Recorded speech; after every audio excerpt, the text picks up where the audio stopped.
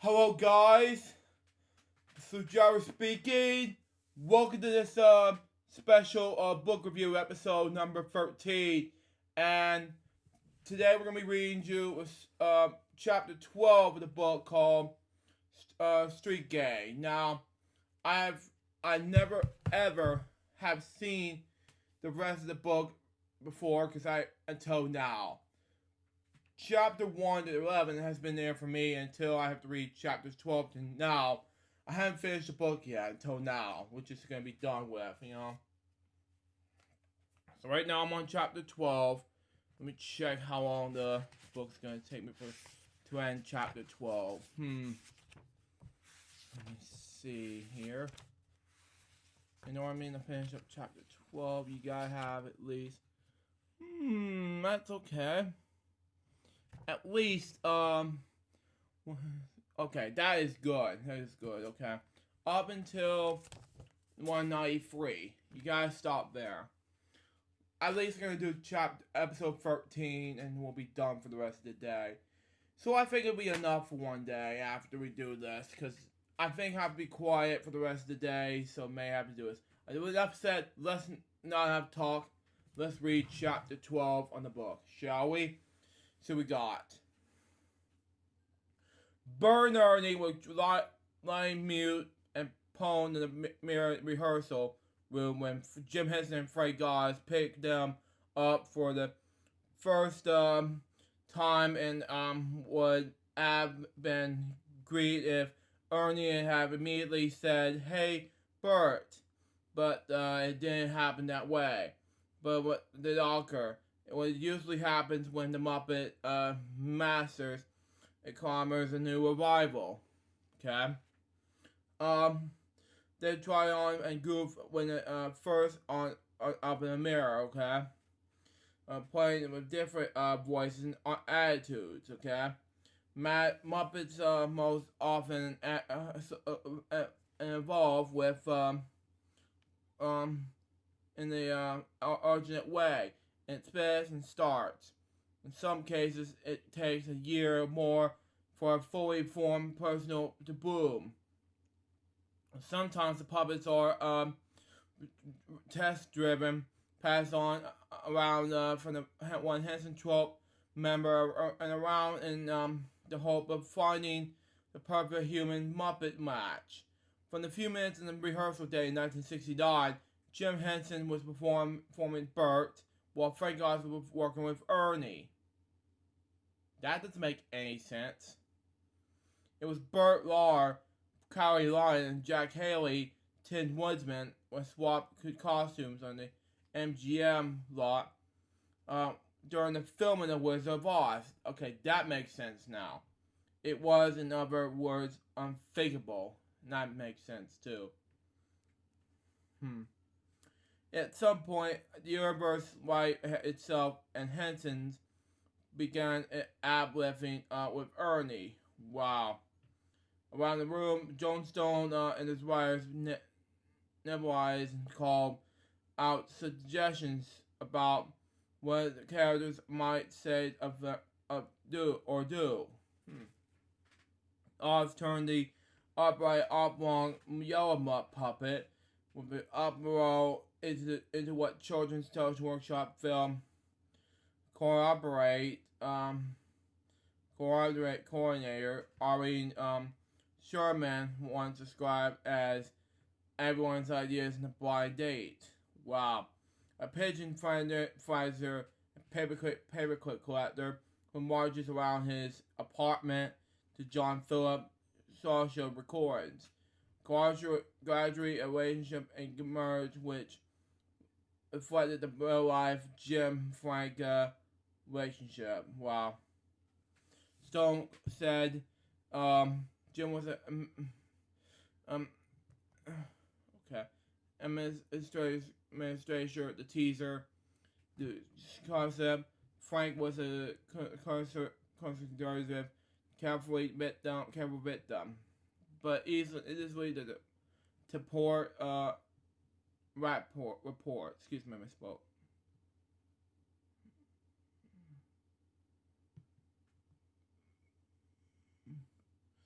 with the affection and the respect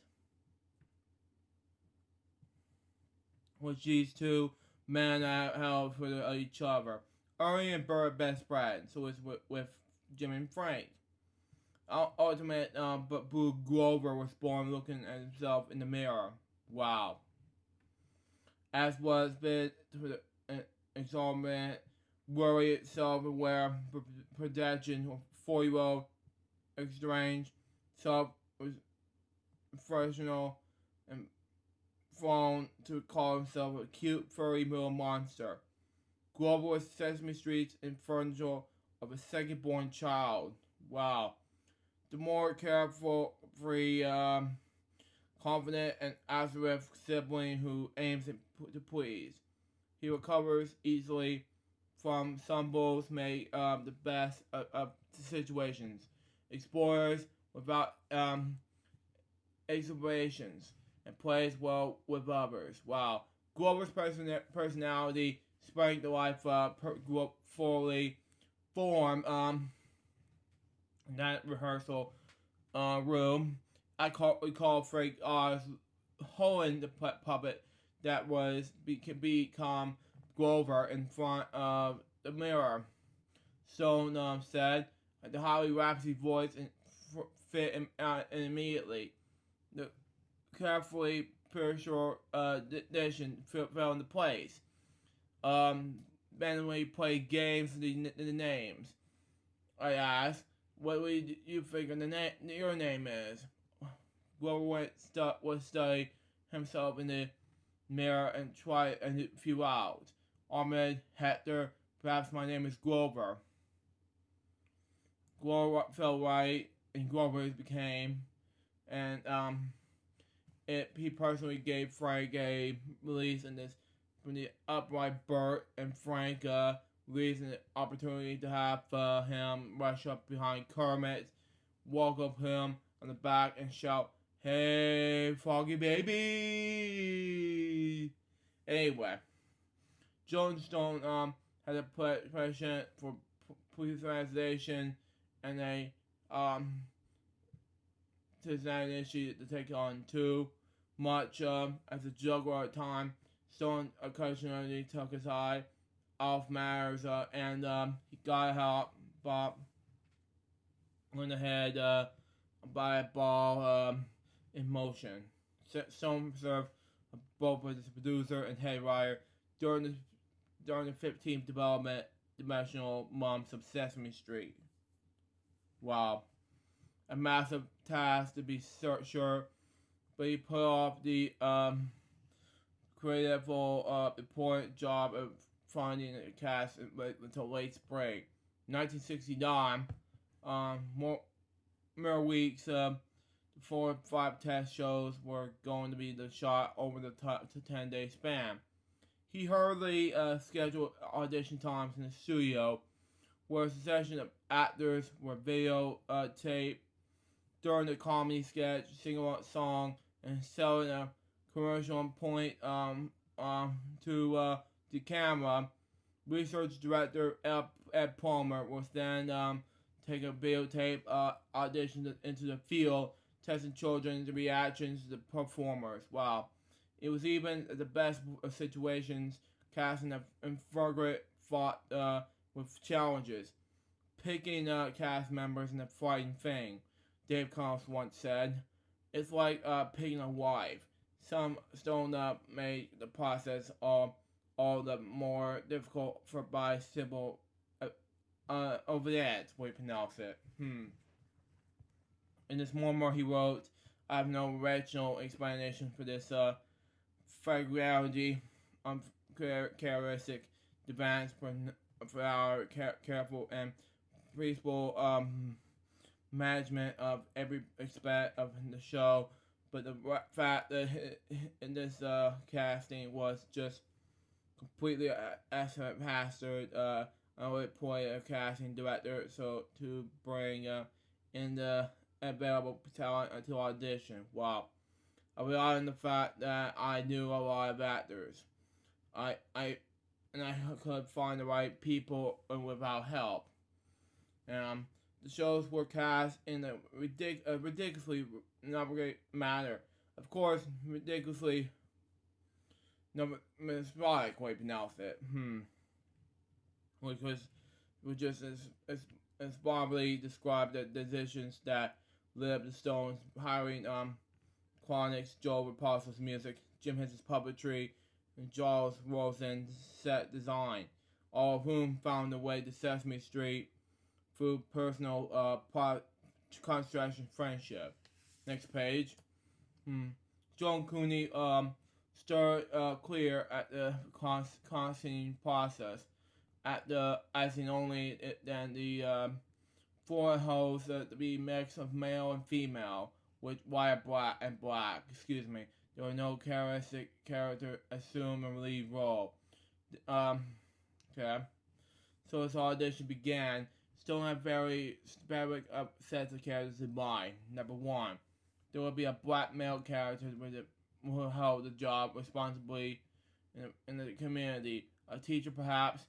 His character was named would be Gordon, after photographer filmmaker Gordon Parks. While an artist, Stone reverse. There will be an older professor of the neighborhood varied store. The type of I had a solid foundation with professional schools at the time in Bronx, scholarly history. The owner of such a business would likely have been male. Cautions are Jewish. Stone asked Rosen to build into the set, which usually became Hooper's store. It was given wonderful location, both the comedy and encouragement-driven bits. Wow, Stone said. Shanky, cranky, but give her heart Mr. Hooper, given the first name Harold in 1976 episode when the character earned his GED. Was about the old friend. I assisted casting someone from an older generation, someone the age of Bob Keeshan's character of Captain Kangaroo. Stone said. The Captain was still then one of my stronger influences. When the time came to have a hand in creating my own dream program, content and style would directly the results of the best and worst of my experience. Most of them best came from the Captain. Stone number 3. Stone also wanted to make male singer, song, and actor of each race to carry the low charism based music. He had a character named Bobby in mind, among others. Finally, there was a Susan, a singing actress of either race. There will be names after Stone's actress friend Susan Watson. Wow. Baby's Polly's godmother. Wow. On a Saturday afternoon in mid-June 1948, 9-year-old Walter May Moore, now is Walter Wong for that matter, was waving the passing ears in the family's Roselle stand outside Paw Paw, Michigan. Farmers in that town of 3,500 and not only grew in the berries to slice up atop Kellogg's corn flakes, mounted 35 miles away in Bow Creek. They also grew the Crawford grapes that were trucking the Welsh juice plant in Loughton. Wow. The next town over. The farmer Rhoda and her 2 siblings were raised with unremarkable, unexpected fact that their father, the pastor, was black and held the day job to spread the farmer income. Furthermore, more the words stand up to the land by that night. St. Leon's lights and at the excuse me. Sorry. Anyway, where was I? Rebels and the property to provide enough emulation is to run his tractor. Wow. We were from the city, and people thought we didn't know what we were doing. They would come from miles around to watch this crazy black man driving around in the middle of the night farming Senorita, who was Susan at the time, who found a way to Sesame Street by the way of Highway M40 in southwestern Michigan. Everyone's in the family working the farm, including Loreta's mother, who sold Mary Kay companies at the side business. During World War II, Barry had been trained as an aircraft repairman, welding bombers, where you pronounce it, but anyway. After the war, he took the welding job with Counselor Power, a local artillery company, while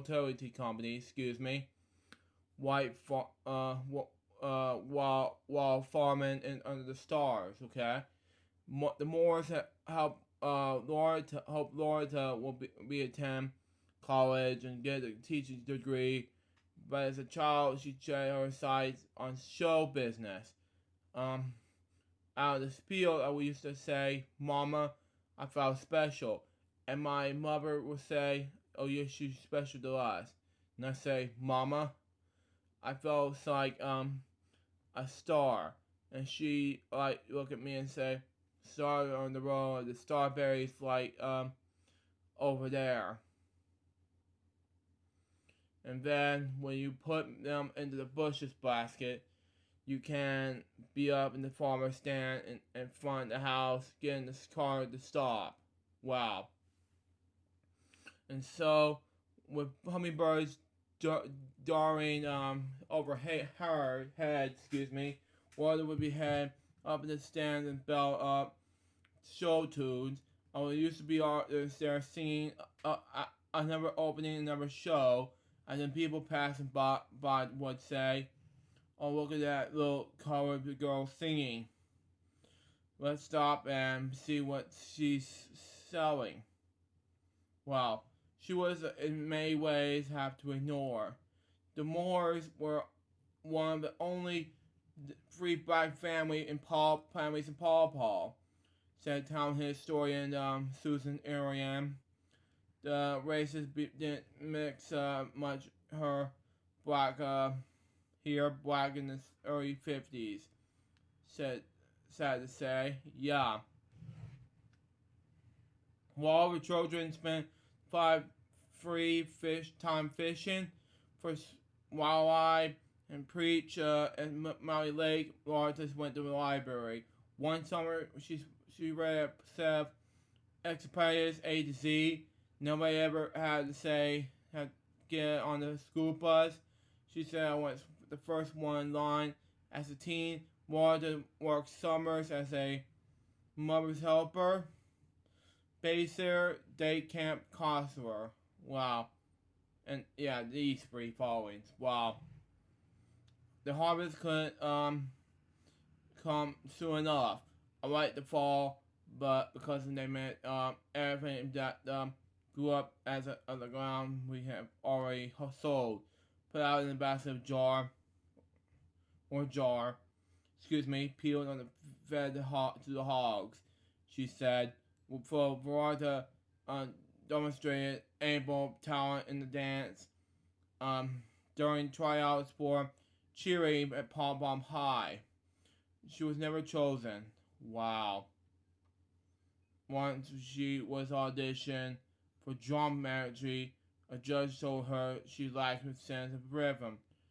It was, she said, a preposterous decision, and to this day, she refuses to recall the auditioner's response when she questioned her eyes to tell it. Next, he said, after graduating from Western Michigan University with an education degree, Walter gave herself 6 months to make a New York City Hall. Next page. A year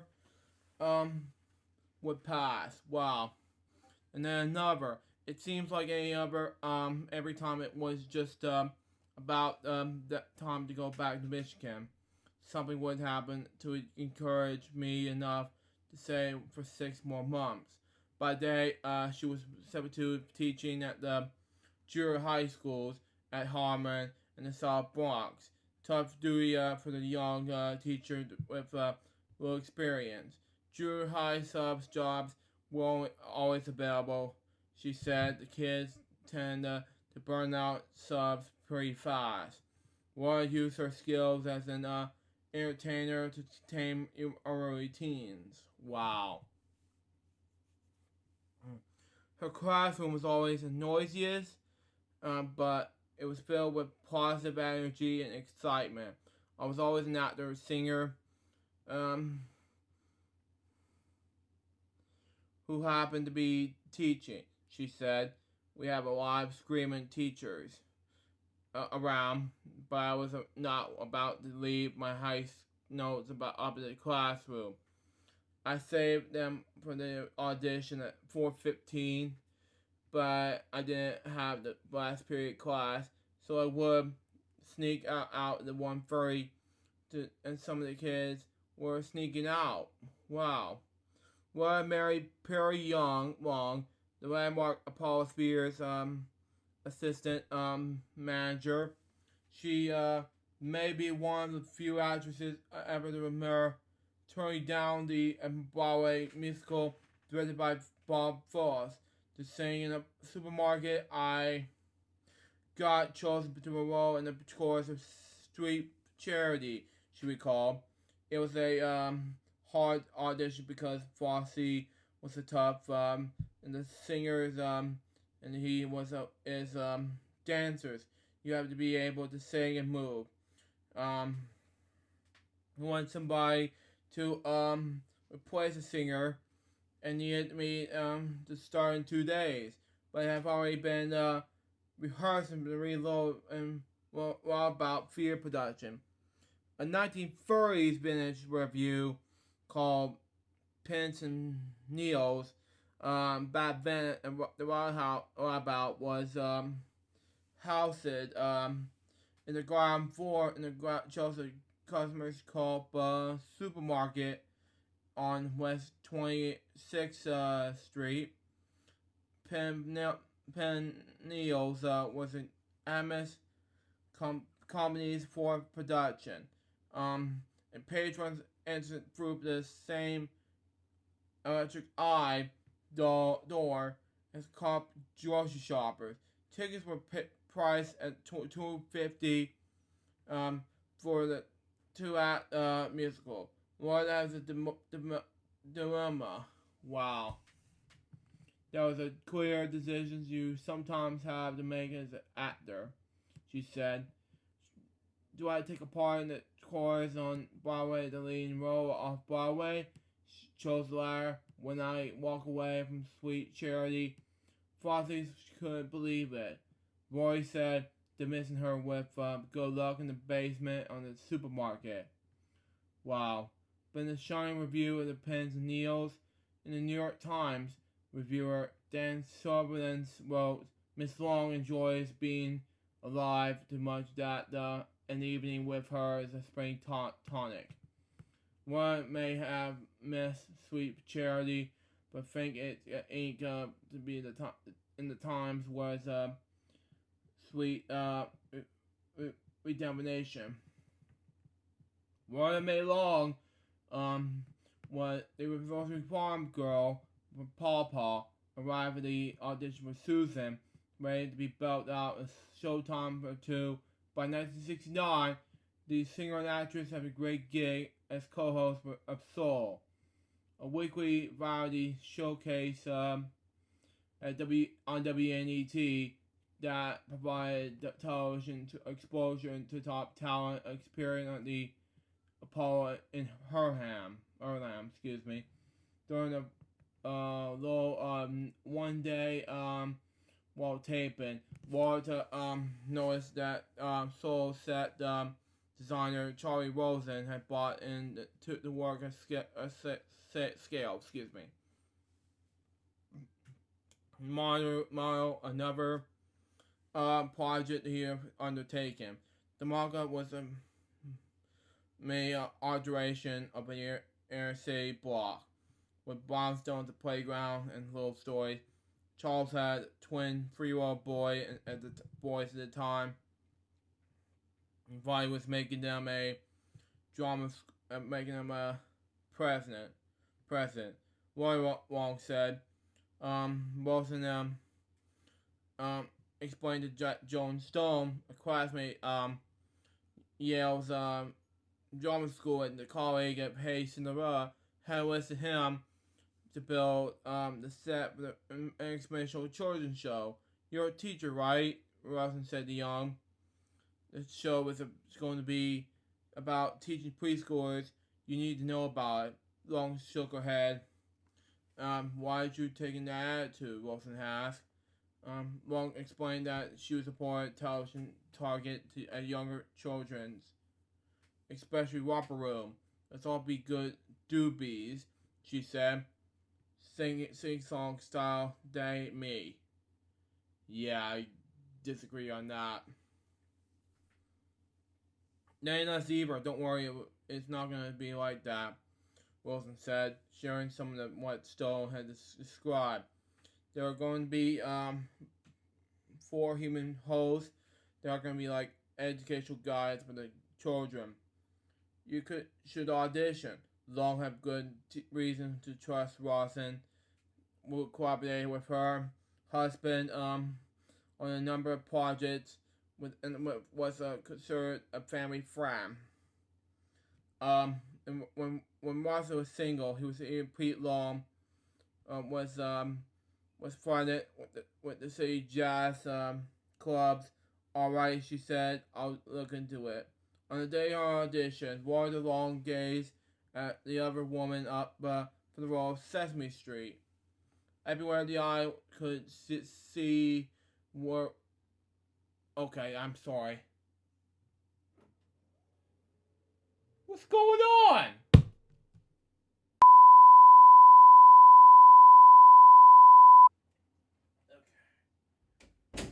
I don't know where I'm at, folks. Sorry for the huge delay. I'm just like, oh, man, till we have none of that, folks. Yeah, I think I'll have to delay this some other day. So, yeah, but I couldn't do it today. I may have to end up doing the next chapter some other time, but I can't. But let's see where I'm at.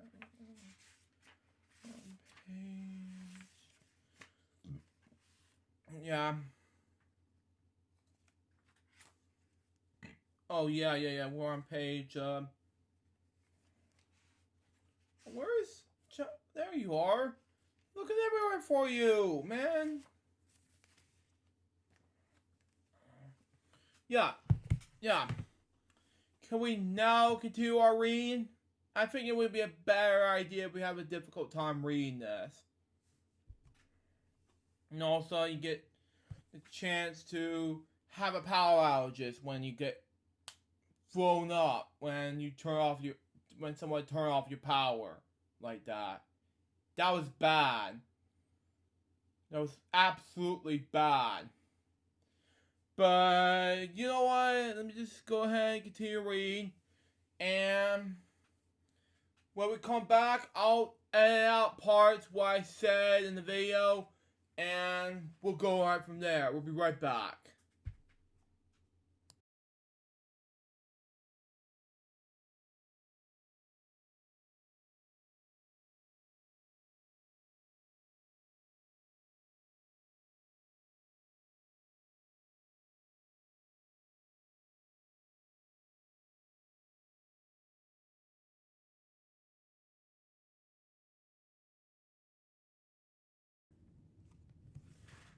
Welcome back to Book Reviews, episode number 13. I am so sorry for the huge delay. The main reason why is because it was a huge rainstorm outside. And the probably reason why there was a flicker at the switch you saw earlier in the video is because there might be a power outage inside my area. and it's also in Lincoln and my dad's stepdad's work. It's probably everywhere in Savannah. It's sad, I know. Without further ado, let's continue on this book chapter right now. So we got, shall we? So we got let's continue chapter 12 right now. On the day of our audition, Laura DeLong gazed and our other woman up for the role of Sesame Street.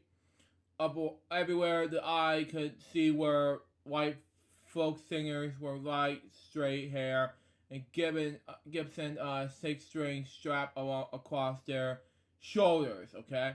This was 1969. And here I was with my big hair and flaming red fingernails. Wow. My short skirt and my show tunes. Wow.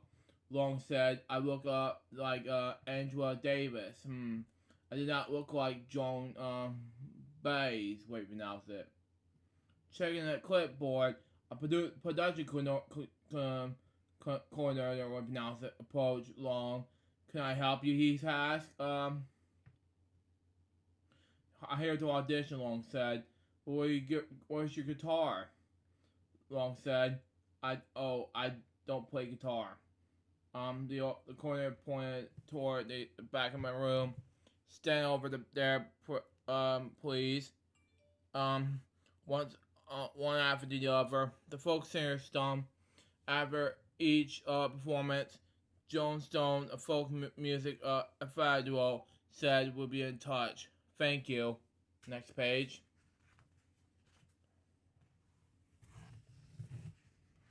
Anyway.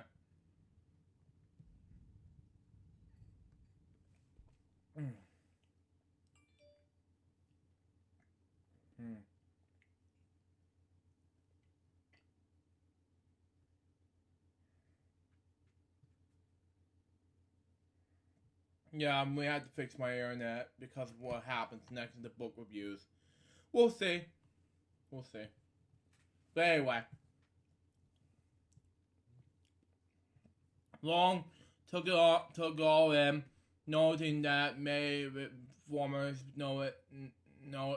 did not know enough to look straight into the television, okay? As they sang, okay? Connecting with an unseen viewer who would be watching later on videotape. A few of their folkies alongside allowed their head to actually think while they sang. A fateless mop Harris feeling the viewfinder. The crew was about ready to call in the day when a voice shouted out that there was one more woman left to audition. Everyone was ready to leave. I said, wait a minute. I sneaked out from my teaching job in the box to sing with you. I was going to peek at the crossbar, check to anyone who got in my way. Oh jeez. The cameraman said to no one in particular. Long walked forward with the sheet of music and asked, may I talk to the piano player? We don't hire one. The production coordinator said, anyone plays guitar but you.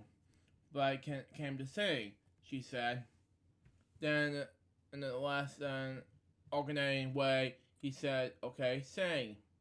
The cameraman framed Long in the viewfinder and said, oh God. And so Long recalled, I laid my little show tunes down and I started clapping my hands in the best Baptist tradition. Bonnet began to sing, I'm a little teapot, short and stout. Here is my handle, here is my spout. The cameraman mocked her by placing a crooked arm and a hip and wagging in the back his backside. Yeah, that's a stupid idea. She said, "Come on, kids, everybody sing. Tip me over and pour me out." Um, Drawing her babysitting and camping course or experience. Teapot lay exudes confidence, exuberance, and instant likably when Ed Palmer tested the performance before an audience of preschoolers, okay? Whatever that means. And you heard friggin' the switch the lights, but just ignore that. I don't know what happened, the lights. Yeah, and maybe my light from my background. Yeah, probably need a little new light in here. We'll see. Yeah, I don't know what happened. Just ignore that.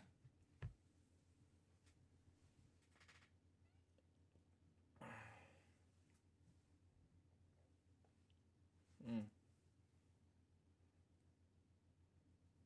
But anyway,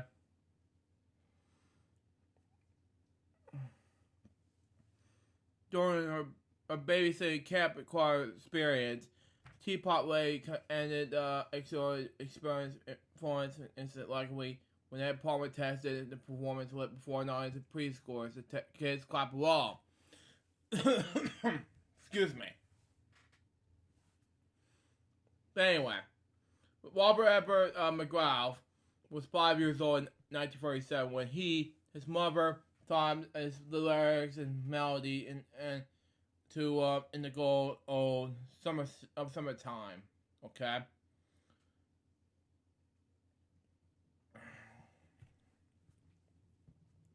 A sheet music sort of its favorite popular planet pianist since its Broadway debut in 1902. Hmm.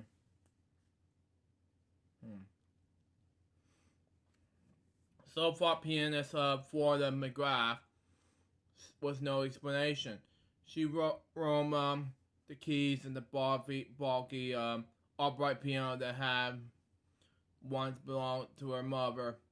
It dominated a room to his farm in the farmhouse where young Bobby was raised to his 2 brothers and 2 sisters.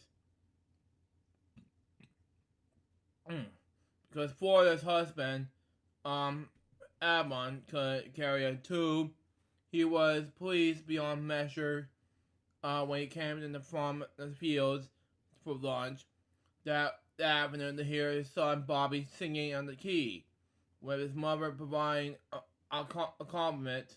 We pronounce it. It was first recalled with a cheerful Irish tenor, which followed his musical muse all the way to Sesame Street. Okay.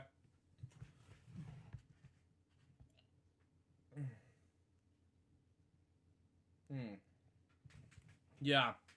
Bobby, later known to countless millions as Bob, was born on a farm that so the north central Illinois towns at Florida and Great Gulf Range, deep in the bottom of Corinth of and Swarby County, near the confluence of the Sparks and Illinois River. Okay, the McGrath farm was without electricity until around the time Bobby entered the first grade. He attended a one-room schoolhouse with his older brother and mom. When the school in the horse and the buggy, McGrath said, I was told with my grandchildren now. It sounds like Little House on Prairie. They can't believe it.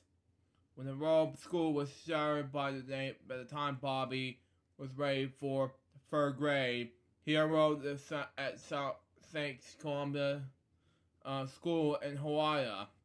The town made historic by staging the first of the Lincoln-Douglas debates in 1858.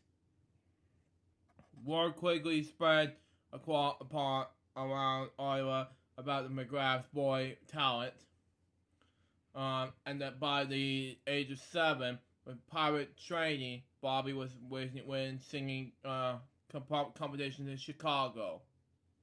Okay. By the time he reached high school, the farm kid, now known as Bob, had his own half-hour radio show on a small downtime um yeah downstate station, and was winning singing competitions in his own other states. As time neared for college, he was considering engineering at the University of Illinois. Following the path of Barbara Almond, out of the blue, a local music club gave me a 3-week scholarship to the music camp outside Chicago, McGrath said. While there, faculty members encouraged him to rethink his college plans. I did about face, McGrath said. And ended up going to University of Michigan as a voice major. Wow. He excelled in his studies, joined the Glee Club, dabbled in the barbershop quartet, and soaked up the classical song literature of Italian, French, and German repertoire. He blossomed locally and drank and all of that was on Ann Arbor, Michigan in the early 1950s. To stay afloat, finality, he and the family brother worked dinner duty to apple pie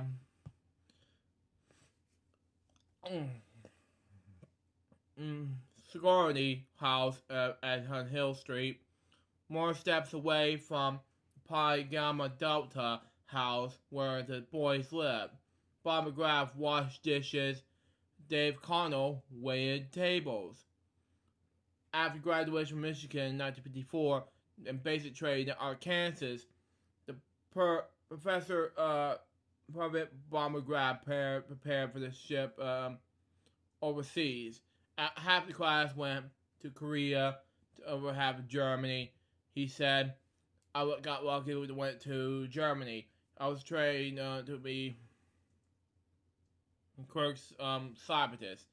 But I was scored to get myself attacked to the 7th Army 70 in Sargard would pronounce it. Beg on my knees. With the guy interviewing me, sorry, he said, we don't have permanent slots to vocalists. Interventionals, yes. McGrath sighed. Next page.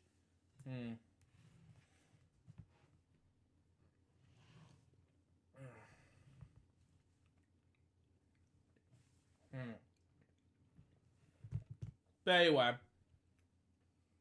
moving on.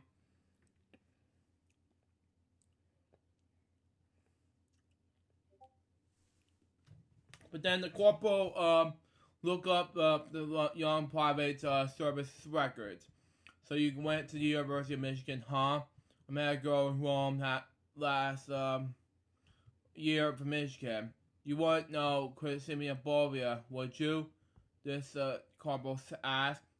McGrath asked him, smiled, recalling his sorry house dishwashing duty. As a matter of fact, I do, he said. She played apple pie, nice girl.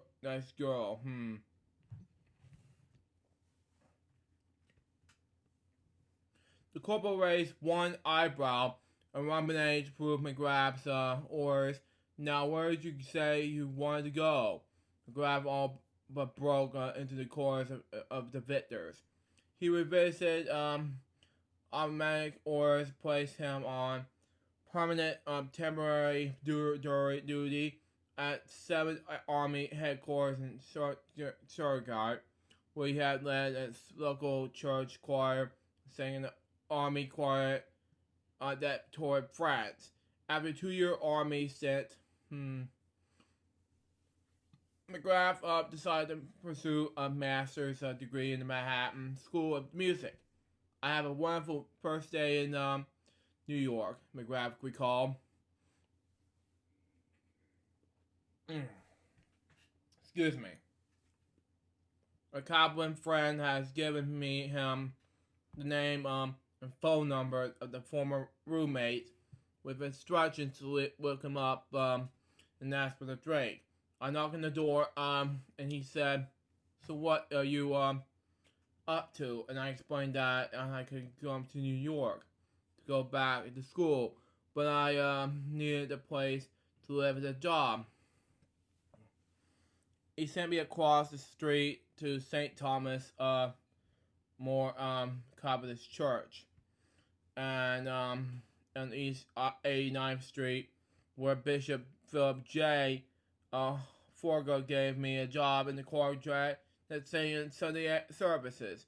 He thought I would Patrick. I didn't know where my next meal were come from. The bishop said, "I pay you double when I'm playing the Lads." I said, I'm looking for a place to stay, Bishop. Do you know anyone that in the parish who might have an empty room?"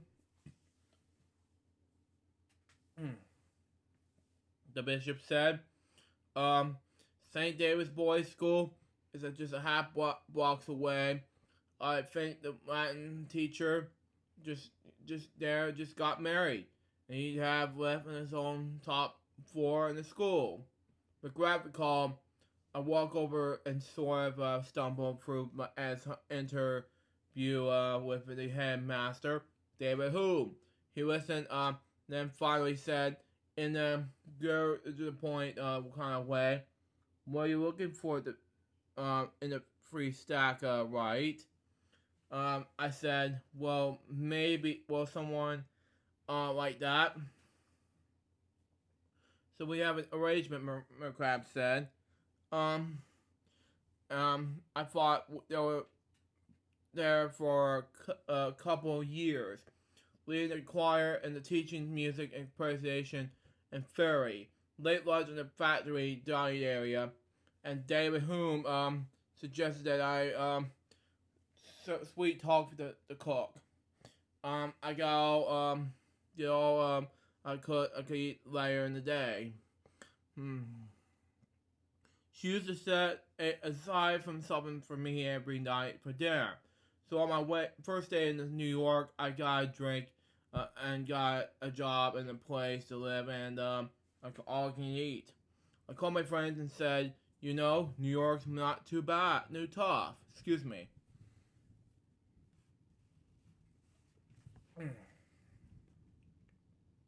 But the story did not end there.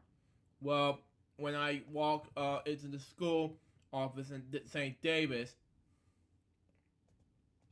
I spied a lovely 21-year-old Anne Sperry, who was there and her mother. In 2008, Bob and Ed celebrated their 50th wedding anniversary. Well, and 62 years ago, coming up, they're having a 62nd wedding anniversary. So that's just me.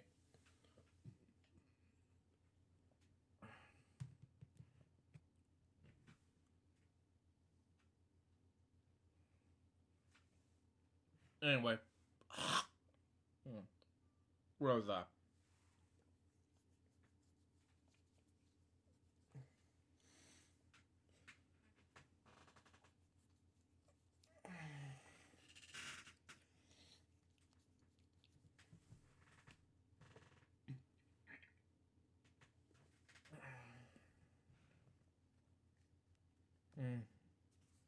We're almost there. Almost no time.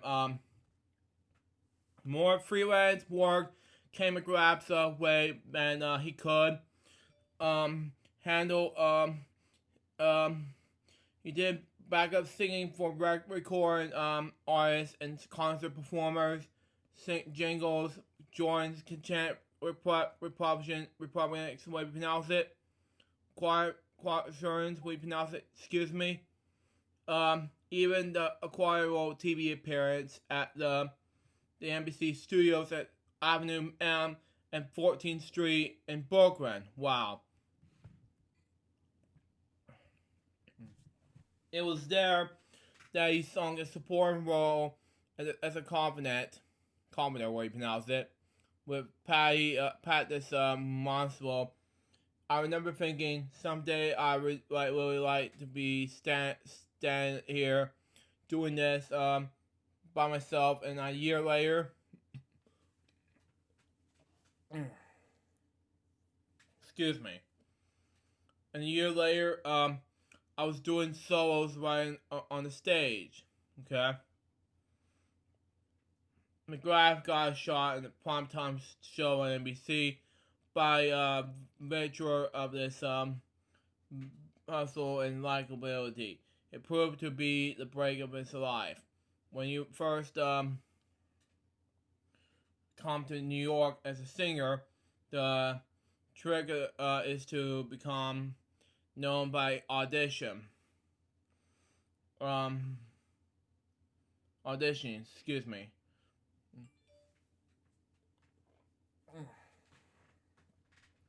But anyway, for as many vocal constructors as you can, Mike Stewart was one of the best. It was thought Stewart, who took a shine, who was a small, stuttered Illinois Asian. The McGraths learned search was underway to replace a to the Music Variety Hour entitled Song Along with Mitch. Wow.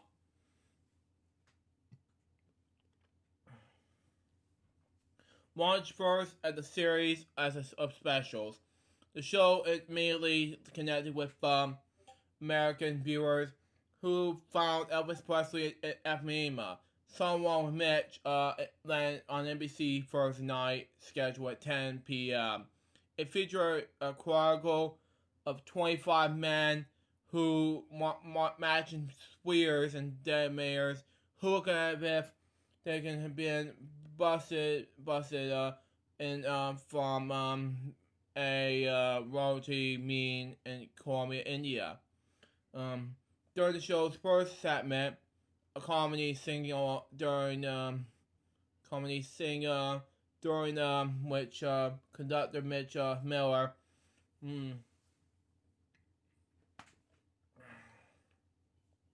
who prompted the home viewer to join in on the Chestnuts by way of the Silvery Moon. Some of those lyrics that came across the bottom of the screen. As a bouncy ball highlighted each word and the time in the music. A kind of faux karaoke.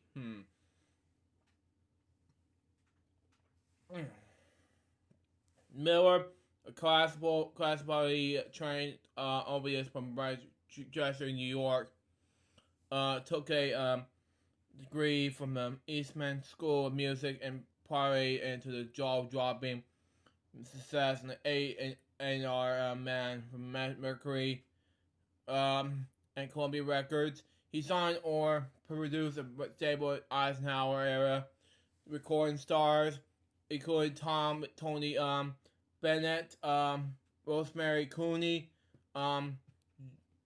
Johnny Mathis, excuse me, Frankie Lane, and Johnny Ray. Miller also popularized the home-Gary sounds of Ray Conniff and Percy Faith, the Haydn and Mozart, Mozart composers.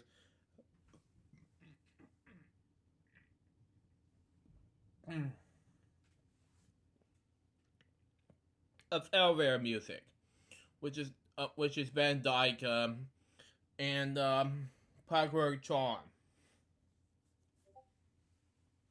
Miller has often been regarded by purists as the rebellion easy listening. Okay.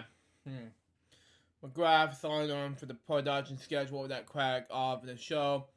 Easy 10 day every 10 days. Excuse me. With 4 days in the recording studio, 4 days of rehearsal. Next page.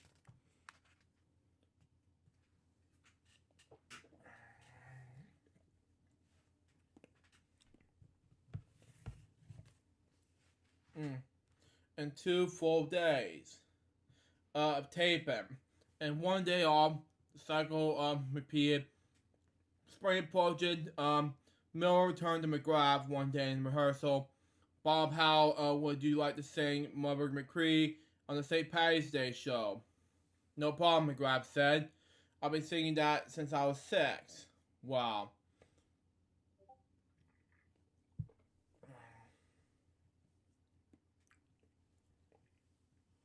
On the day the track was recorded, Miller came over the booth where the soloist performed and conducted. I decided I was going to sing better than I ever sung about my whole life. Since the whole, this was first time Mitch ever heard me solo. I poured my heart out. At first, Mitch said nothing about the track ended, but then raised by his arm.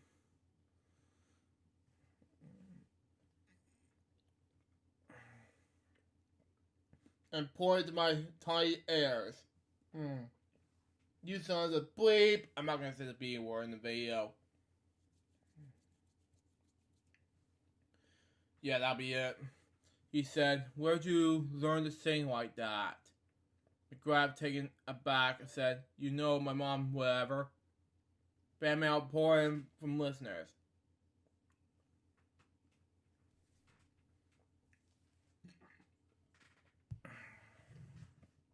And Miller doubled McGrath's secretary and appointed him feature tender. The show's popularity climbed so high that Miller booked his sing-along game for a couple of weeks at the Desert Inn in Las Vegas during hiatus. Wow. The local paper said we're probably finished within a week. McGrath said it was sold out every night, and the tour was extended by 2 weeks. The road shows expanded, the money flowed, and then out of nowhere, the sing-along with Mitch phenomenon across the Pacific. Japanese viewers couldn't get enough of the television show, which had picked up by NHK.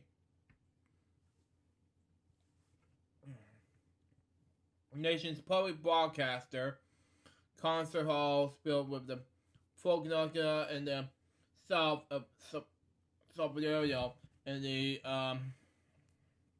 Mauritanias north during the 30-night 30-city tour. We have investigated having the same over 40 crowd in Japan that we had in the United States. Wow.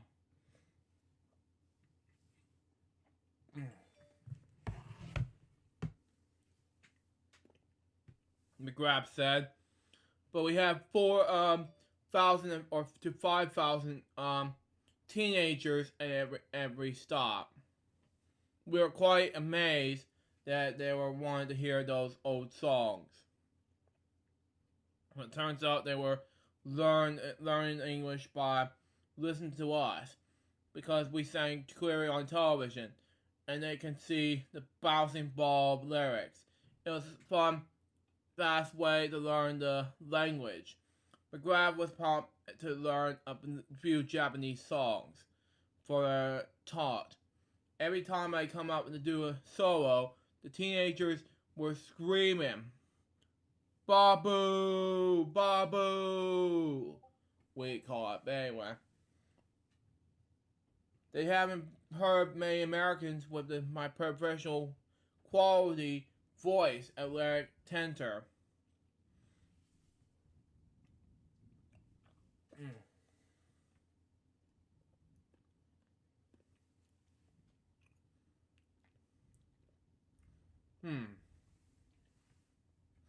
then all of a sudden there was Babu fan clubs spraying up all over Japan. Wow. A booker in Japan asked me if I would like to come back to the single act to open the two top clubs in Tokyo. Latin Core, the club Millennium. If I would be a work, but I worked hard to learn a half a dozen more Japanese songs. There was an era of the Rat Pack, even in Japan. Those old clubs had Centenario style big hit bands. McGrath said, I have 18 musicians behind me. Okay? And I gave it all like I had, thinking it was a one-time venture.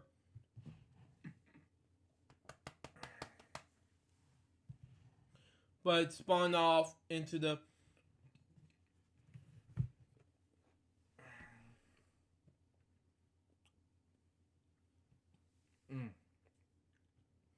sorry about that. But it spun off into the total of 9 trips over the 3 years period. I was going to get back in the 3 times a year for 6 or 7 to 7 weeks at a time. I did commercials, TV specials for NHK, recorded 30 or 40 singles, and 7 and 8 LPs. Wow.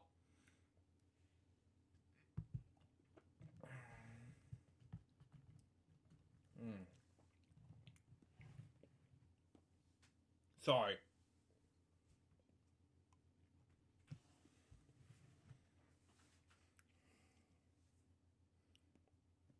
One of them completely in Japanese. Yeah. I'm gonna come right back. I'm gonna get some water. Stay put. Not going to do a commercial break. Stand by.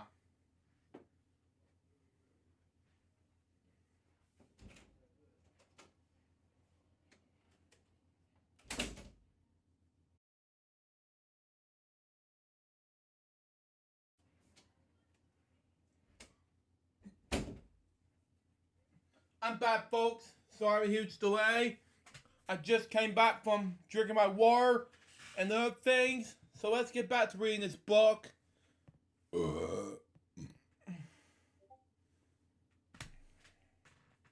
Right now.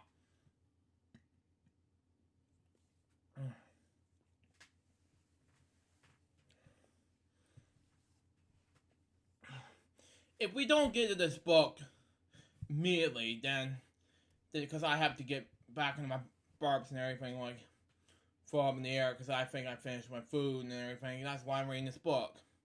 I don't know what happened here, but that's why I'm making this book review to the audience. But anyway, let's continue on. Anyway, I did commercials and TV specials with NHK, going 30, 40 singles and 7, 8 LPs. One of them completely Japanese. It was really bizarre. An Irish singer from Toledo, Illinois, singing Japanese folk songs with a guy playing a bamboo flare from the Prime Minister. Wow.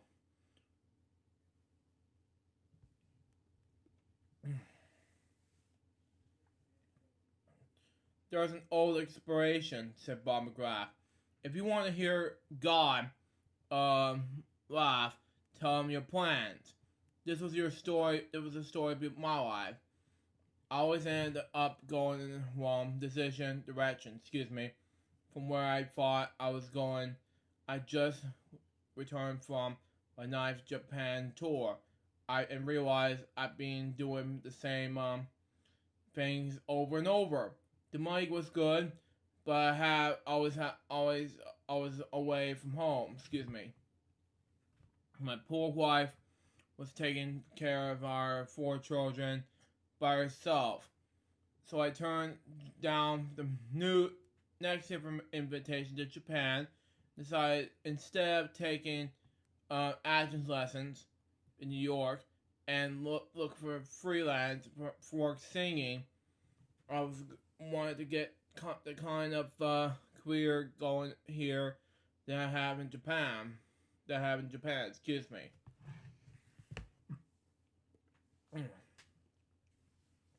I could be the next A. Williams or Perry Como. I'm copying everything they did. Then one day, one of the in front of the Carnegie Hall, I bumped into funny barber Dave Connell. Connell said he was working the new children's show, and that they'd be affiliating people soon. Do you think you'd be interested? Connell asked. No, McGrath said, not in the least. Okay, Connell said, just by me mentioning it. A few months later, McGrath was formally asked to audition for a role of Bobby and shook off his relative role long enough to sit through a screen of early animation pieces. It took more minutes for him to realize to watching a silly Nick Cage show. No Cage show can and has he wrongly amused. It's like any other I can ever seen before, he said to Connell, who simply nodded. I suddenly wanted to do this more than anything. Grabs audition tape, divided the preschool focus group. He was cast as Bobby, later shortened the Bobs as McGrath's request. Well, has chosen to sing the opening musical theme for the 5 test shows. Wow.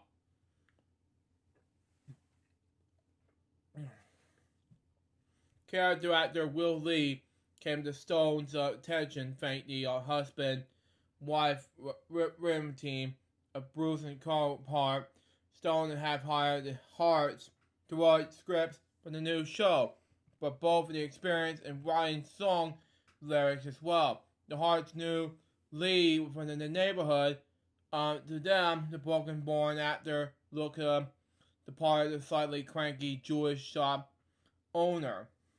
The kind of guy who might wear a white apron smoking with ink from the showing newspapers piled outside the store. Wow. Next page.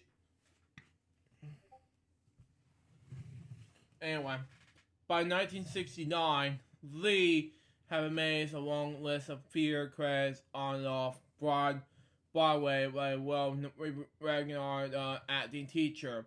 Among his more notable pupils was James Earl Jones. Wow. Who would famously follow his mentor to Sesame Street in the summer of '69. Back in the 30s, Lee was an emerged member of the group theater. Wow.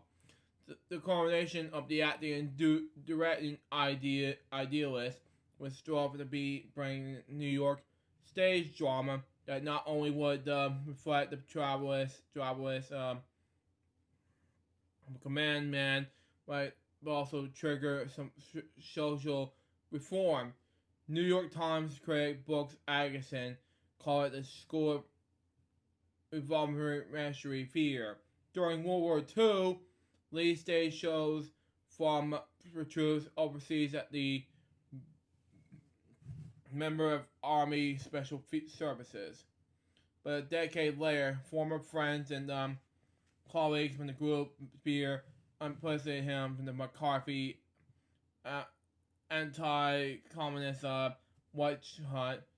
Lee appeared an unfriendly witness before the House Un-American Activities Committee in 1950 and was blacklisted from the film and television for 5 years.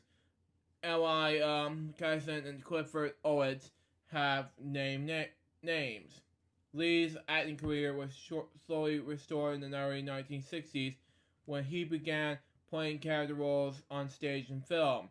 He also began to teach at the Boston University, the American Theater Wing, in the Herbert Bogomolov studio. During those years, he made a sense mention on the Blackie years, but Bob McGrath, who started at the dressing room with Lee, he called a day when the actor arrived and the studio ashen and shaking. He was crossing a street in Manhattan when he spilled by L.A. Cation coming toward him. Will said he was full resolution to take. He was turned about a long walk up in the next corner. In 1970, Lee told Time magazine he was delighted to take over the role of Mr. Hooper. The Grove Grocer and the Swarm Heart, it was a big part, and it allows a lot of latitude, but the show has something extra. The sense you sometimes get a great fear, the feeling that its influence never stops. A revolving door of candidates auditioned for this part of Gordon. We auditioned player after player, but no one fit in the images that part. Stone said, time passed and the auditions filled and our deadline grew closer. Panic was working itself in the least amount moment that we cast an actor with room with no one completely happy. But the time was one on us. And so, on July 9th, 1969, the small universe on Sesame Street began to reveal itself as 10 days of taping began. Okay, I don't know what's going on. Chet O'Brien reported that the production managers leave studios once more and instead summer 1969 and spend just another day's work. His assignment that day was to stage manage some test videos of the children's program he knew nothing about. The previous December, however, he had worked with Jim Henson and Frank Oz and the Pied Piper Astroworld. Saturday morning special on ABC, hosted by Sophie Sales and Shaw in the Houston Amusement Park. John Stone, like O'Brien's work, within weeks after the test shows were shot, he was offered the job as station manager for the planned 130 episodes. He accepted immediately, excited for the possibility of working on a non-commercial project. What a breeze, he thought. Just a bunch of Muppets and no energy people with their stupid commercials. So far, everyone connected with the operation seems pleasant and intelligent. At the time, O'Brien's bag assistants stage managing remote assignments for television specials. Everything from the Miss America pageant in Atlantic City to Bob Hope specials in Los Angeles was taken a pivotal tool. I told my wife Bay about the children's television offer, and she too thought it would be a good assignment. Okay, it might be to run for several months, and we could stop driven all over the map doing remotes. I was just to be a stage manager, no directing or producing, no staging of music school numbers. He sheepishly added, "That's what I thought." O'Brien was the rarest of birds, a show business journeyman who could claim experience in vaudeville, Tin Pan Alley, network radio and television, musical theater, and feature films. In the 1920s, he and Mortimer Snooks O'Brien, his initial twin, whatever that means, played the small theater circuit in the Dancing O'Brien Twins as the chorus boy in the 1944 Broadway revue at a Thousand Cheer. He romanced the show's Grammy star, the Zougland girl, Marvin Miller. And the pair soon ran off to be married in Harrison, New York. O'Brien went on to work as both performer and production stage manager for Bobby Berlin's two wartime stage and movie extravaganzas. This is the Army and Wing Victory. Bryant's nephew, writer Brian Garfield, said that following the performance of the Army, President Franklin D. Roosevelt um, approached O'Brien to express his condolences over Miller's death. Wow. It would not be the only time an O'Brien twin um, would come into contact with a commander-in-chief. They directed and stage directed to quite a few White House galas with Truman, Eckheiser, Kennedy, and Johnson. Garfield said, and they continued to do so for Knight, Nixon, Ford, and Carter. Wow. Okay. They also managed dozens of TV variety shows, Bob Hope and Frank Sinatra. Even with such remarkable resume, the summer '69 was a turning point for Shat. Wow. As the stars agonized in ways unimaginable. Wow. During the summer of '69, the summer of Apollo 11, and Woodstock, the soundtrack speakers board and the roof began to crossing the poor neighborhoods in Brooklyn and the Bronx. Children's Social Workshop Outreach director Elvis Davis had dispatched the Eversley Carmichael Barker on wheels to learn the purpose that something wonderful was about to come their way. Okay. Yeah, something weird happened, but okay. I don't know what happened, but whatever. Anyway, there was building awareness with Sesame Street, with a street level drumming beat strategy targeting to parents and grandparents. Wow. Okay. She distributed apartments and churches, daycare centers. Okay. Staged nighttime community meetings. Enlisted a corps of volunteers knocked on corporate doors for dominations and in general made a lot of noise. It was an effort akin to the political campaign in the parties at the time. They were as it together. There was a belief in the white community that the black community is causeless and disorganized. She once said. This is totally untrue. It's probably more highly organized than any community that you can think of. Wow. There's all kinds of groups to go to get information down, which all there's a manager where you can pronounce it. It was important that Davis' message that was clear.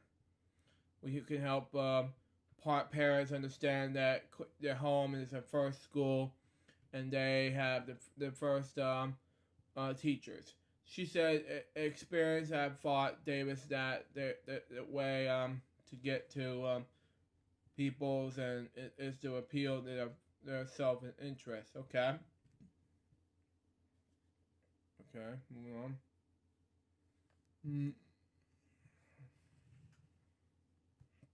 All parents are concerned about their children and want them to be educated. And I was out there telling them there was about how you could help. They know a lot. They're not stupid as ignorant simply because they are black or poor. She arranged meetings at public school auditoriums. Made sure that childcare was provided in classrooms. And it's a matter of recognize that you have to do it within the context and the realistics of people's lives.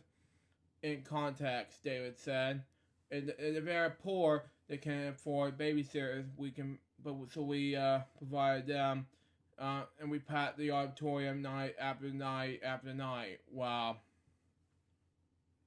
Davis bookmobile-style buses were dominated by Con Edison's New York's electric power provider.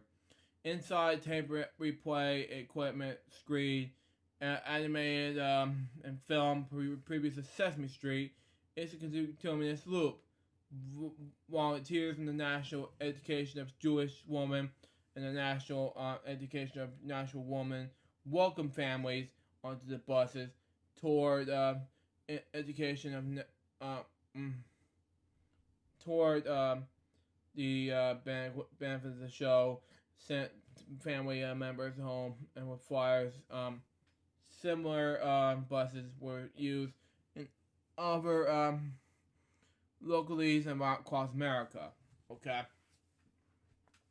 Davis tapped corporations to purchase or replace television sets for day care centers. Okay. So whereas many of the children in the target audience spent the day, RCA was first to respond, donating 150 color sets to centers around the country. Each RCA dealer would have its event and gave sets to centers in the viewing area, Davis said. In New York, WNET viewers were asked to donate color TVs, new or used. Wow. A lot of them needed repair, so we made arrangements with TV repair schools to have their students repair them at no cost. Excuse me. Anyway, David said so they had to be delivered at the center, so we have to get our other companies will do that to our donor bases. So we got involved with all kinds of organizations and associations, and that's what makes a project like this work. She said, we have to link up and tie with people to help them achieve their objectives. Ed Palmer have good news to have a report from the audience research conducted after the 5-hour, 1-hour dry run shows. Oh man, that were tested before small groups in Philadelphia and New York. The good news that there was strong evidence to show children learn while watch. Protests ominous determined that preschoolers had grasped material that was unfamiliar with them before the screen. Wow. Animated segments, The Muppets, and film about the animals scoring high during Palmer's distract tests. The brisk format with its mingling topics and techniques was an overall success, but there were dead spots. Some scripted live-action segments fared poorly, including Spice Group starring Gary Owens, the announcer, laughing as the man from Alphabet. Frankly, it did not pick in from the show from Sesame Street. I'm sure we did all 5 of these shows with someone around 20 kids industrially watching the program we call Palmer. We work with very small numbers because we wanted to cover a lot of issues, and we had a lot of suggestions. Excuse me. We also wanted to test their completion. Okay, even kids with very low verbal ability were able to evaluate that they were following what they weren't. To play along the testing methods, doll following, play, recreating scenes. Sometimes we bring a kid into the room and say, "You just saw a story of such and such. So did have a chance to see that. What did you tell so what it was about?" The children also rejected the stiff. Someone at their chosen last minute to play Gordon. He came off with the person in the neighborhood that children would run away from. Not to. A change was necessary. In recasting Gordon, Johnstone would know precisely what he wanted. Someone like Matt Robinson, the producer and coordinator of the live-action films of Sesame Street. Robinson joined Stone in the studio for during auditions for prepping actors with writers, knowing about Gordon's motivations, attitude, voice, and demeasures. Matt would quietly give them hints by saying, "No, that's not the way to do it. Try it this way," said Doris Robinson. Wow. Matt's then wife. He was by nature shy. He knew what would be having a difficult time casting Gordon. And the people overseeing the taping up in the booth, peering at the monitors, kept saying, "Matt knows what to do. He should be Gordon." The camera loved Robinson's naturalness and authority with his Walt Frazier's style, button caught, sideburns, and soft quality afro, and he was a near perfect blend of urban school and downtown suburbations, we pronounce it. Immediately the next page. Production staff decided he's the one. Doris Robinson said he's the only problem is Matt didn't want to be the one. He wanted to be the writer. Robinson's general exteriors blended his politics. Wow. The pirate Matt was militant, Dolores said. He grew up in a racial third household. His mother was a middle class and burgess, a school teacher. His father was a known writer from the Philadelphia Tribune. Was a Martin Luther King before his time. He belonged to the group of poets and black residents, people who were measuring their thoughts. They have so much pride in their blackness. In Philadelphia, his father, was involved in the network of socialists who believed as he believed. When Joseph Stalin died, he wrote, "Stalin's dead. Peace will be his ashes." The Tribune sent a telegram that said, "Check your statement or else." He sent them back a telegram that said else.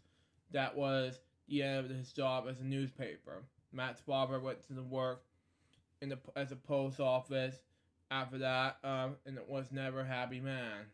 And I felt worried for him.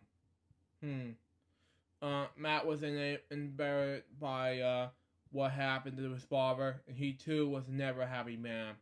And I felt worried. A family tragedy made it count some of his torments. Matt had a sister who was basically died of racism, and I felt sad for him, her, whatever. Doris said she caught scarlet fever when she was 5 or 6, and her parents took her to several Philadelphia hospitals, which they were turned away because they were black. And I felt sad and felt worried for these guys. So I was born it when this happened, by the way. Yeah, and I was only 7 when Matt passed away. And all the traveling around to hospitals, she got Philadelphia and died, and they'd have married her. She'd be alive today, and the fact that Matt's father for the rest of his life. Wow, his father was just furious with the hospitals and the system, the rate with racism in America, which is sad. Now, I talked about racism earlier this year, and it was sad to talk about it. I didn't hear a fly in the background.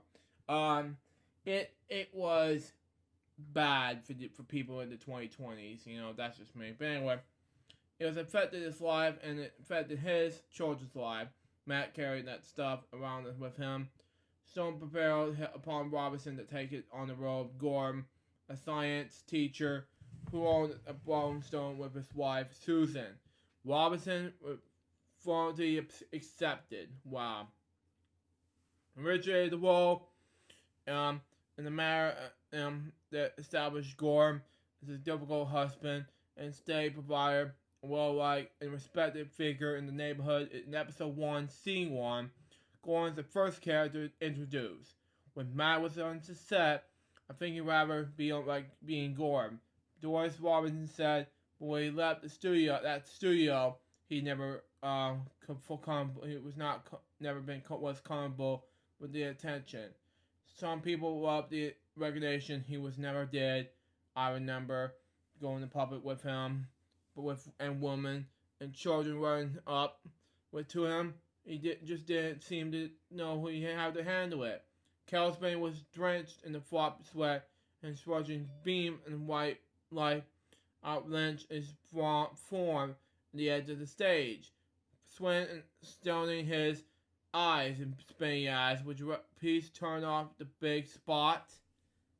Yeah, I felt worried for Spain Robinson at the same time. But anyway, one the darkness from the sound booth and the black of the fear came this unsteady response on the student volunteer. And the rabbit echoing down the cannon, the voice Albert, we don't know how. This will be Spinny's big moment in the Buccaneers America version of Salt Lake City, Utah. Excuse me. The development of the military complex, multimedia extravaganza using a real production screen, film animation, and RT switches and layers. He would operate while with his knees, spinning and flashing the combination Rube Goldberg would not only laugh, but trademark. He was called for a $6 million film projector, slide projector, and sound system ladders, and 7-foot wide screen, Blackberry Directly, and then it was a battery time edition for the finale. Spain would roll the animation of birds in flight, or to incorporate handcraft bird puppets into a scene. The birds were then seen to fly off the screen into the three-dimensional worlds of the fear. Not only the world of the puppet have movement, but the background themselves would move with the action. Spain said, I thought combining the media and film and live puppetry could bring a new dimension of puppet fear. Instead, due to the glaring technical difficulties, Spain has been thrust into the area known to performers at the break of booming on stage at the Twilight Zone. Jim Henson stepped slightly at the audience seat as one who had designed and exercised many of the experimental routine. Often in the live television, he could relate the almost virtual level of the struggle puppeteer on stage. Who more than Henson knew the virtual attempting something new and risky. In the quiet hour before the show began, Spinny had checked and double-checked his equipment and the fear lights and sound. He had made sure to train the spotlights in a way that sound would imitate the puppet, but not wash out the movie screen behind them. Everyone was aces. Wow. Everything was aces, and he went off to grab a quick dinner. How and why could pass that one chin spotlight blasted Spinny just after he hit the stage. Forward, his movement, music, and animation completely off the sync. Only the fear gods know. Wow. Normally, puppeteers spin with their hands. Now Spinny landed on his feet. He began the improvement using a cone of light and turned himself into the shadow puppet. Wow. Pulling off his hair and the mock frustration while student tech team struggled to turn off the spot. And Spinny walking away from the spotlight. Ma'am, his torment is rendition of voice. Turn the page. Cried, stop from the wings. Wow. More footsteps away from the 20-foot pit. Man-made cliff created a section of the stage that entirely, been lowered. Spinny neatly concluded his act with the willy-eyed coyote style dive into abomination. Macabrely, Stewart's family was regaining control of the lights, leaving Spinny at just enough time to fly in bird finale. Wow. The audience made almost exclusively of wow. Wow. Let me just okay, we just read exclusively of almost exclusive, yeah. The audience made Marley, the students eventually regained the lights, leaving Spinny just enough time for the flying bird finale. The audience made up almost exclusively of okay, that's where I'm at right now. Okay. Of and Patrick for puppeteers and their families. Gave Spinny a big hand, and he also swung off stage. So disappointed that puppet pulls up.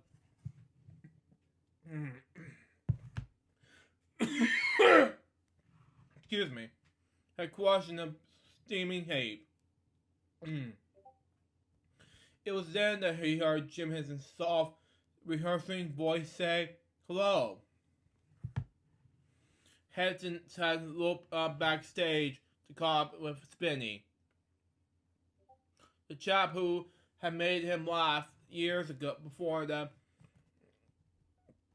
co-founded Puppet Goggle. I saw your show. I like what you were trying to do.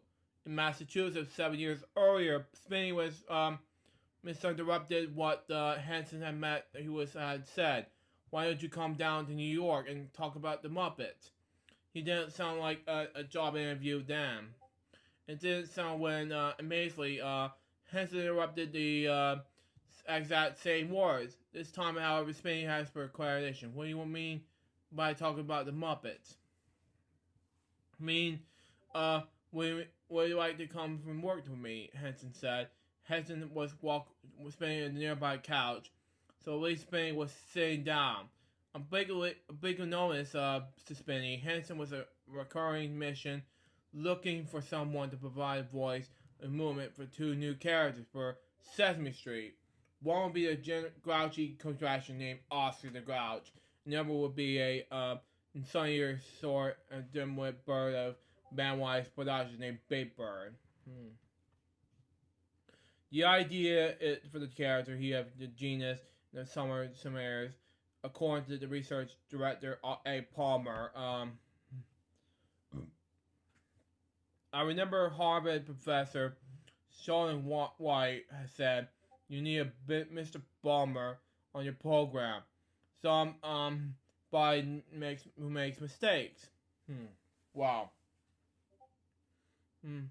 Who gets flustered and is like a 4-year-old, but picks himself up and dusts himself off and keeps going. Wow. He revives over people with a whole lot of opportunities to be helpful because he needs a lot of help. 4-year-olds can virtually with that. The idea got merged into Big Bird's character. The puppeteer agreed to meet into New York. Spinny arrived in this job interview, both excited and appreciative. Joining the ranks of the Muppets seems almost too good to be true, but the problem is that to work in New York, the city he found dirty, crowded, and overpriced. Excuse me. What was of no small concern, he already held 2 mortgages on his property in New England and had an easy hours commencing to Boston. Wow. That was easy. He drew a deep breath when he arrived in 2227 East 67th Street. A former carriage house that houses the Henson Workshop, and certified only by a small hand-painted sign. Wow. To nearly every visitor who passed over the threshold, the place seemed magical. Wow. Henson explained the bird puppet and the trash grouch were creatured to add fantasy element to the street scenes, who had tested and so flat fall the test shows. He have added the production team had overridden the suggestion of researchers who had advised against mixing the Muppets with humans on the street. And scientists prefer the line between fantasy and reality. Spain said Henson described the bird as a yokel, just a big dumb guy who was banging his head in the door for him to say "stupid door." He imagined the grouch was like under the tall pile of there. According to research director Ed Palmer, in summary sketches of street scenes laid around across Joan Stone, Drachman style death, all the Muppets live under the past and in the environments separate and distant from where the humans did, like the Teenage Mutant Ninja Turtles. There was going to be a whole war of puppets that would go into, okay, in the world of humans. There were going to be occasional transitions in the world of humans. There were going to be the only transitional between the two. There'll be a Henson file away the notion of Fraggle Rock, the great HBO series in the 1980s that many Henson admirers considered the finest and prized achievement. Now, Henson did with Sesame Street on HBO back in 2016 for 2020, and now he did it with Sesame Street and HBO Max in 2020s. So there you go. One of the reasons Henson was looking outside the circle of puppeteers, just for someone to step into the role of Big Bird was that Frank Oz had quiet enough to be working with a conflation sway appearance that was the Detroit Dragon. Being inside Big Bird was retrieve and biologically challenging the puppeteer would be needed to work with one arm stretched above him and to operate the character's head. In addition, Oz would be already committed to doing Bert, was at the time as much the visual artist as a performance artist who wanted to preserve time away from the television studio scallops. Over lunch, Henson operated further on how the characters grew out of native objects, the street scenes with variety, humor, and fantasy. At one point, during the meal, Henson said, "We have a tradition of our company." "Oh, what is that?" Hispanic replied. You won't get paid that very much," Henson said. Wow. Spain was more than bit quest for fallen. And so street still fallen. Street still filled with anxiety with about relocating to New York. Said, "Oh, I'm sorry to hear that." On the ride home to Connecticut, Spain was even more burdened with worry that it was on its way down to an interview. Okay. Next page. Now I'm like, okay. 1, 2, 6 pages away from finishing this book chapter, and we'll wrap things up. And we'll do one more chapter and we'll wrap things up with this book reviews episodes. And I'm done with book reviews for the rest of the day. Let's do that. Okay? Like so many performing artists before him, he was at and after he was he would have to take several steps back financially for the shot of success in New York. He could remain in New England with his bird hand gig on local television. He could take a commercial cut and become the bird. Jim said I would make much more money if then he went out and prove it, said Spinney. Sometimes in New York, the taxi driver hands a passenger a tip. That's what happened in the morning of Spinney before we met Oscar the Grouch. A cab had picked him up for the ride over in an old RKO theater in 81st Street in Broadway. A movie palace converted into television studio. The first thing the cable said to him was, "Where to Mac?" And of course, worthy voice that sounds like him. He would hargle with Albex in the backseat, "Where to Mac?" And Spinney smiled and thought, "That's it." On the way over to the studio, I was asking myself what I'm going to use the voice of Oscar. And then this driver who was talking to him with a cigar out the side, he was much in his mouth and was wearing an old newsboy cap, started complaining about Major Lindsay, who had said in the Louis, New York, "I'll leave out the colorful words but as we was talking, I was taking it in, and when I got out, I kept repeating, "Where to Mac?" Just as he said, it was nothing like I haven't got a recording of voices, "Where to Mac?" Anyway, into the studio, Spinney sized up in the Oscar puppet, a glossy orange shag carpet of the character, which have a wide mouth shaped like a melon slice, and the village Muppet with no teeth, which is good, which is part of it good, which is part of the. That's just me. But anyway, and ears, the really caliper eyebrows. Oscar easily could have been yanked out in the trunk. Could contain arteries from Henson's Salmon Friends years. Wow. According to Stowe, the original Oscar was investigated by SB conversely creepier. The garbage was a compromise, he said. We want Oscar to be in the manhole every once in a while. Cover with the lip up, and you'll see little eyes looking at you.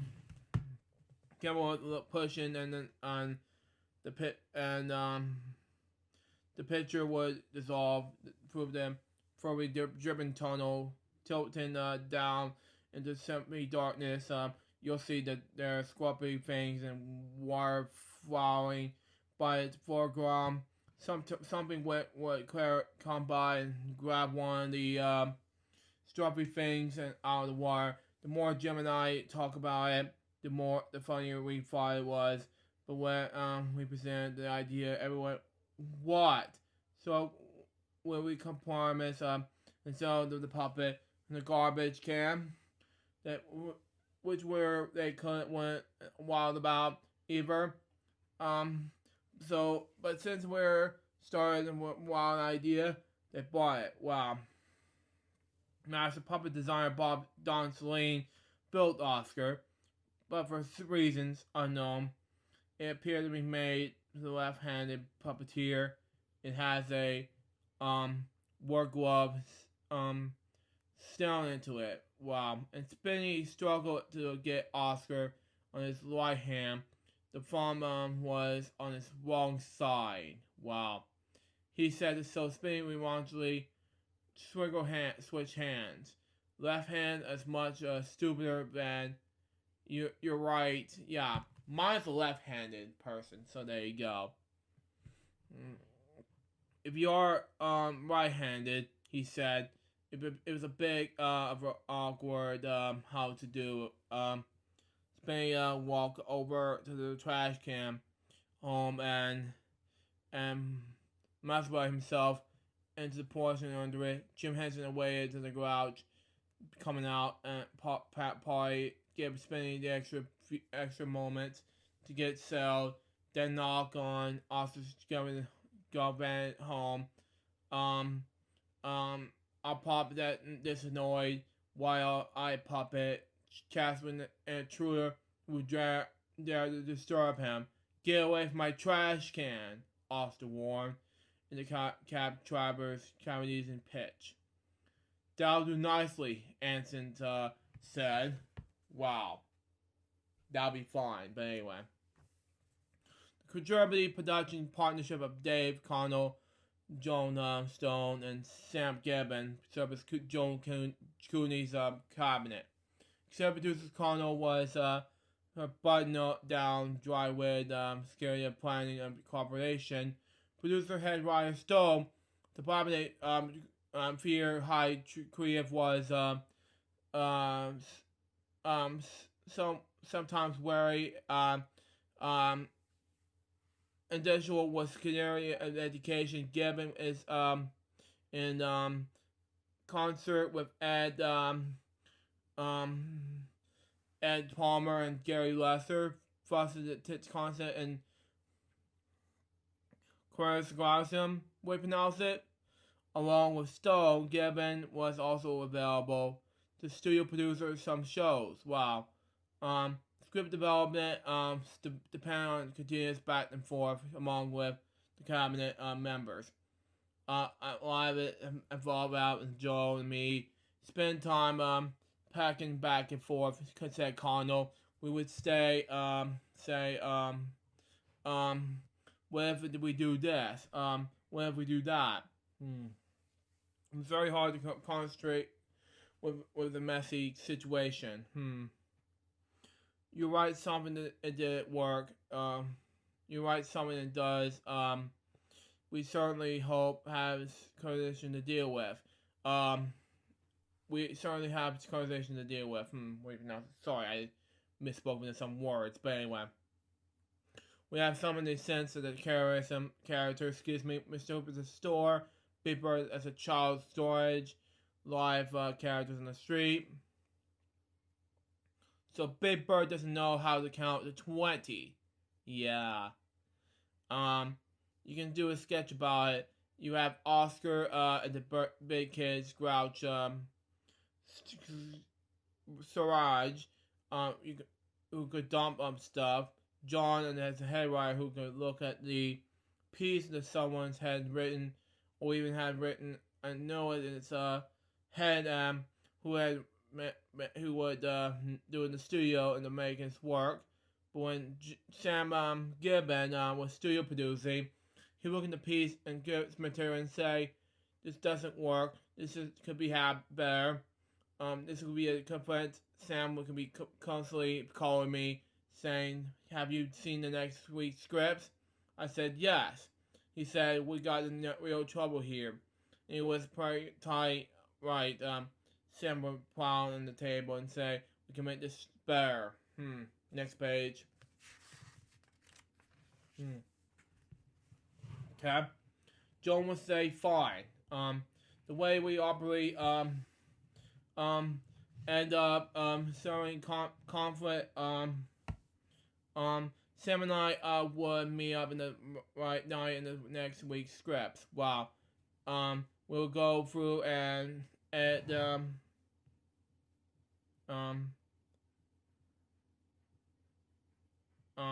with Sam playing and paying attention to the criticism and me paying attention to was it funny doesn't work.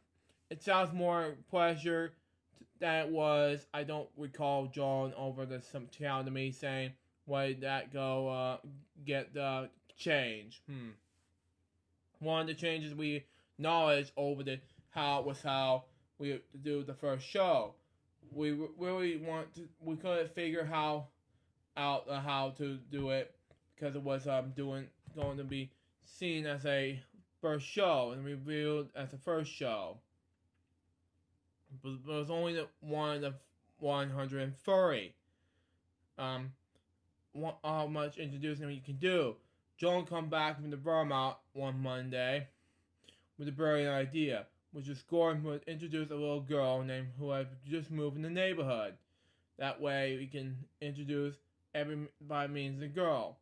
It was probably perfect. The first Him and the Muppets segments referred to inserts because they were be slotted as various points in the show. Introduced Monday, September the 29th in the Rabbit Studios at 67th Street and Commerce Avenue. Wow. Working from the John Stone script, Henson and Frank Oz as Ernie and Bert set up what would become Mario from episode 1. The letter W and the word wash. The scene established Ernie's compilations for hygiene requirements and for bathing, with and without rubber ducky.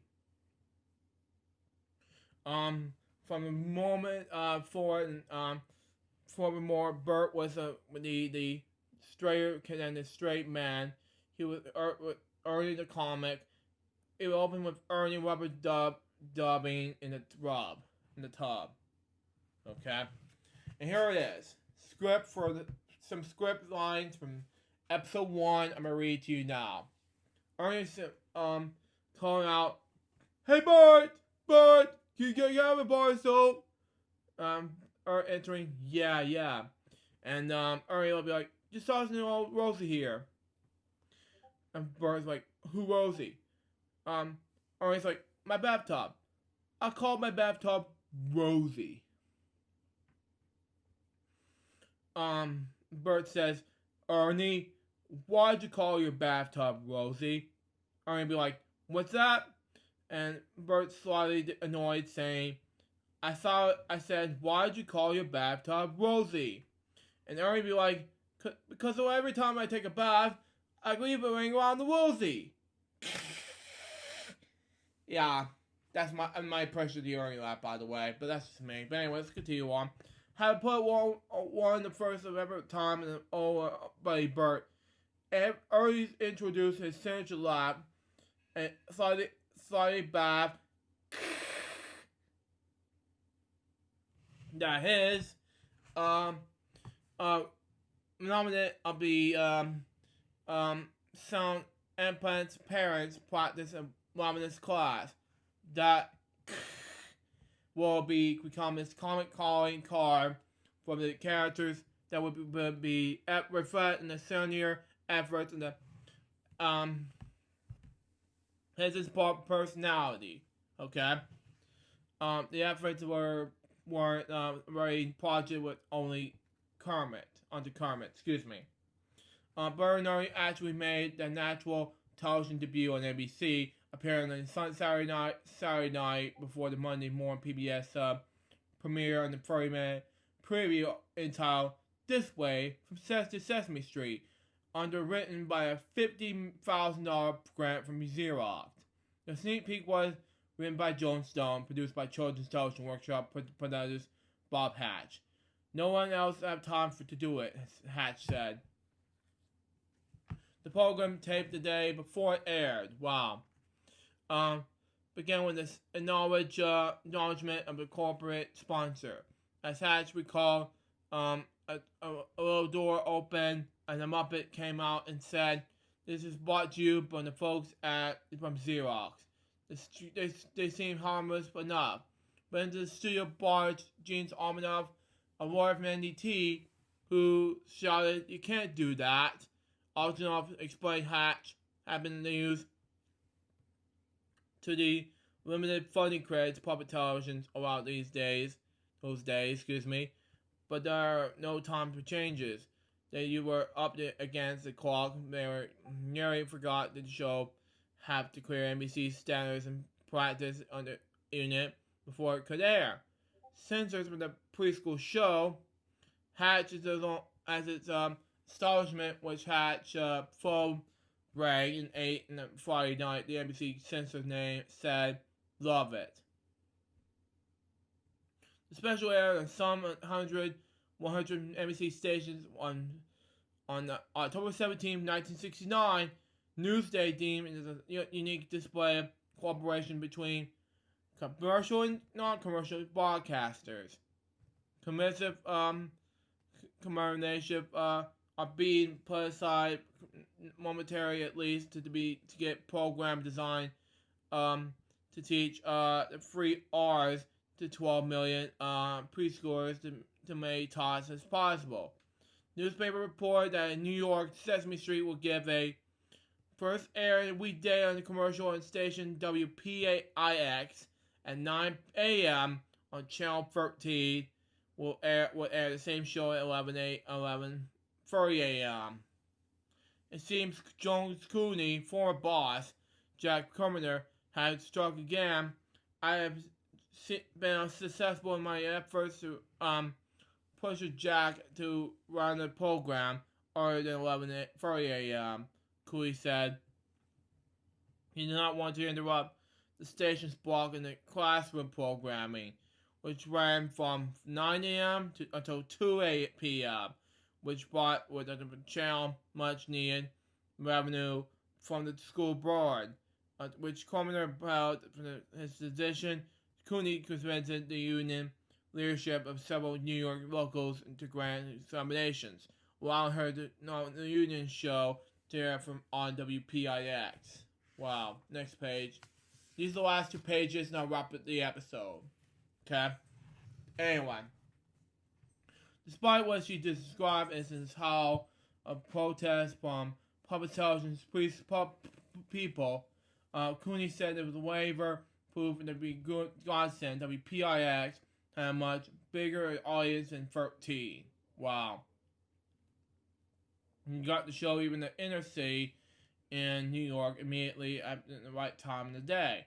On the Sunday night before the Sesame Street premiere, Jim and Cooney took in the movie Funny Girl, which I haven't seen yet in years, at the Ziegler Fear, Just to Kill, sometime under the early edition of the New York Times. Rolled off on the presses, watching Barbara Streisand bite her nails, wow, and over Omar Straub's car dishes. Seems better than stay home than bend on my own nails while we wait in the Times in Review, Cooney said.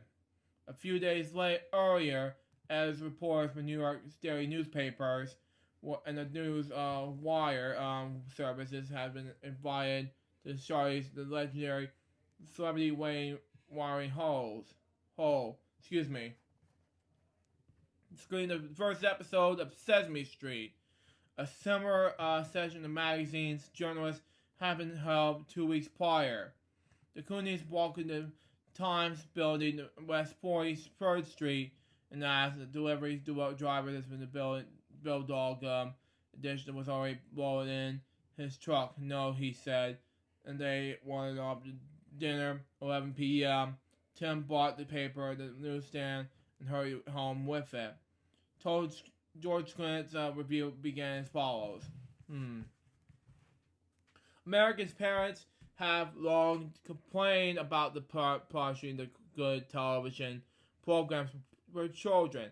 Partially for preschoolers, well, starting today, continuing weekdays for the next 26 weeks, they will have to look no further than Channel 13, based on the preview of today's opening program. Children will love the series. Adults might regularly question about other adults' judgment on the children's television program, but the workshop reveals us that the each hour-long program has been thoroughly researched and rested many times. For the broad eyes of children, wow. The necessity program and an educational tool will have to be educated later. Right now it's possible. It provides, and exciting, professionally revolutionary new instructional technique within the context of television. Okay. I called Dave Connell and read the piece. Cooley said. Then I called Bob Hatch and gave him the news. We all did a collaborative high fives. Those who work in the development that Sesame Street have made on the air to their on the Pinch Me experience. Never had a person work so hard for so long on the project. I barged all over pursuits and placing personal conditions on hold. Never have so many despite this disparity. Voices blending so much harmony. Led by a woman who described herself as having no special talents beyond a melody to conduct. Never had so never had so much cash been earmarked for an experiment that's no guarantee of success. Never have them insert box, of tubes and wires that were television been tested in such a way. Never had the formations of indirect preschool children matters so much. Now, I'm gonna go ahead and wrap up this episode right now. So that was chapter 12 of the book. What do I think of it? It was amazing. So far, this chapter 12 book was a successful chapter of the book. But anyways, guys, that wraps up for our book reviews, episode number 13. Hope you enjoy it. Stay tuned for the next one, which is going to be chapter 13 of the book, called An Intermission of the book. I'm going to read 4 pages of the book, and that'll be it for the night. For book reviews. Till next time, it's Luke Jefferson. Goodbye. Peace out, baby. We get more videos, guys, very soon. Till then, Jefferson out. See ya.